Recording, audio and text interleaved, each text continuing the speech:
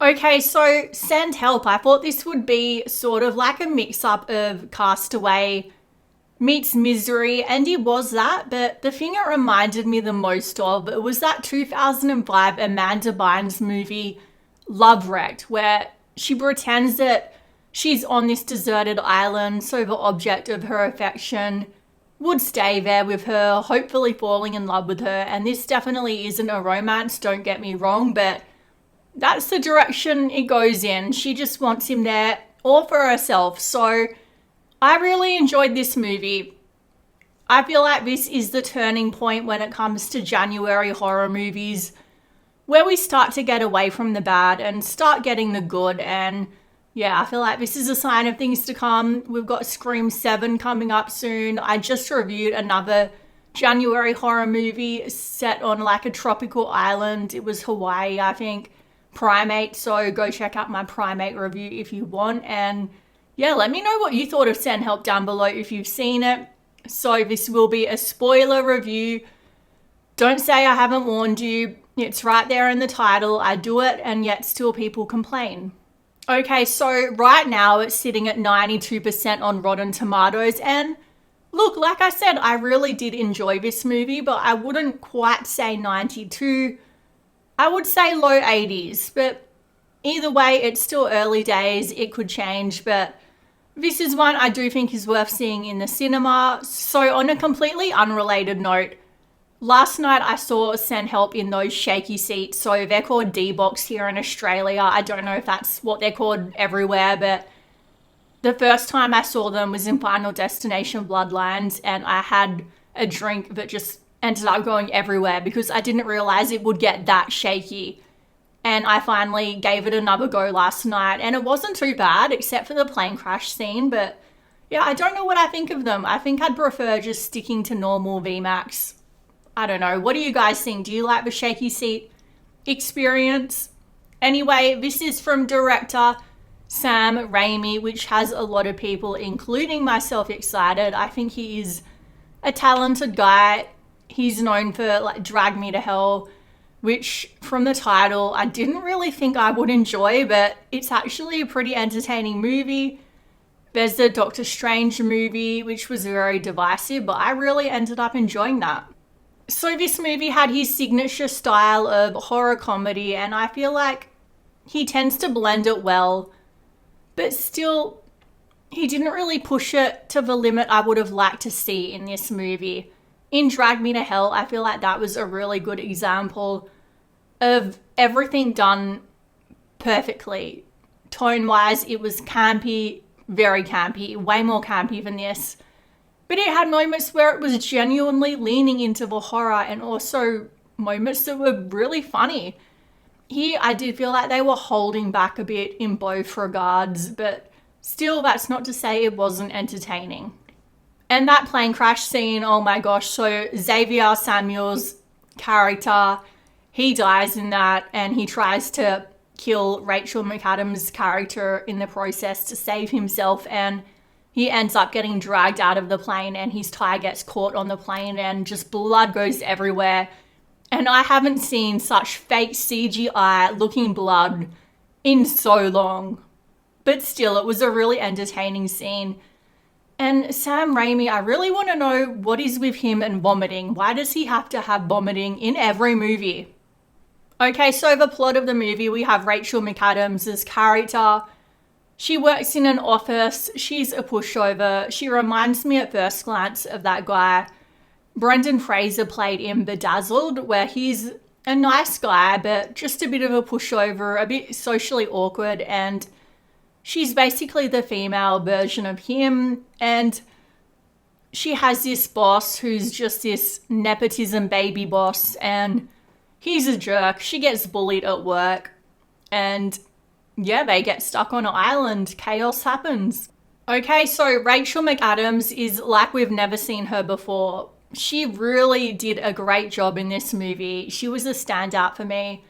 Her performance was convincingly creepy as someone who had just snapped, and I've always enjoyed her movies. My favourites are Red Eye, She Has No Luck on Planes, and Game Night. But this one, I feel like, really showed me her range as an actress. So Dylan O'Brien plays the nepotism boss baby really well. He's not over the top. Well, sometimes a little bit campy, but it's a Sam Raimi movie.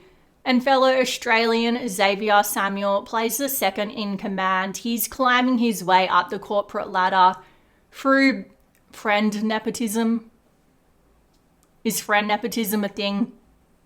I don't know. Him and the boss golf together, and I think that's like a strong male bonding experience from what I've heard. So I feel like the second act was playing it pretty safe. I feel like there could have been a bit more drama. I get they needed to have that moment of rest to show their character development, them starting to get along, but still it was a bit slow at times.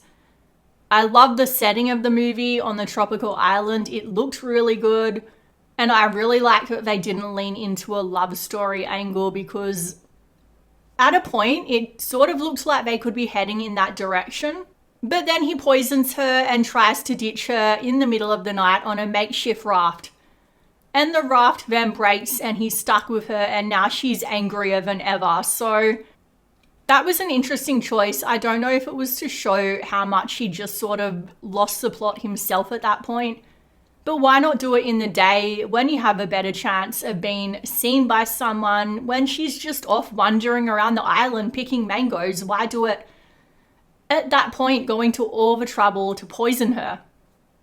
So in the third act, we find out that there is a billionaire's house on the other side of the island, and it's probably his whole private island, and she knew about it all along, and she's been hiding it from him and going out of her way to not be rescued, including killing his fiancée when she comes looking for him.